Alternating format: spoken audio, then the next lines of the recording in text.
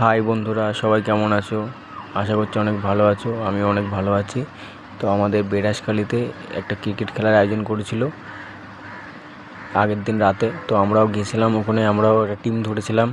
তো ধরার পর খেলেছি ঠিকই, জিততে আর পারিনি।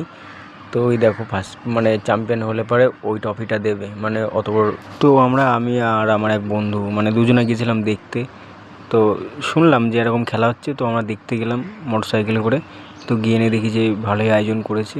তো আমরা পাড়াতে আসলাম, পাড়াতে এসে যে কজন আছে আমরা ছেলেপিলে ওদের সবাইকে বললো সবাই বললো যে ঠিক আছে তাহলে আমরা তাহলে একটা টিম ধরবো, টিম ধরে আমরাও খেলবো।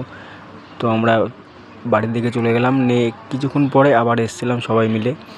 তো ফাইনালি আমরা খেলতে চলে আসলাম। তো আমাদের দল নিয়ে আমরা যে কজনা খেলা পাড়াতে খেলা করি ছেলেপিলে আছে, এই দেখো আমাদের ছেলেপিলে আমরা টিম নিয়ে চলে এসেছি মাঠে। এই দেখি যে প্রচণ্ড ভিড়ও হয়ে গিয়েছে। তারপরে মাঠে খেলাও চালু হয়ে গিয়েছে।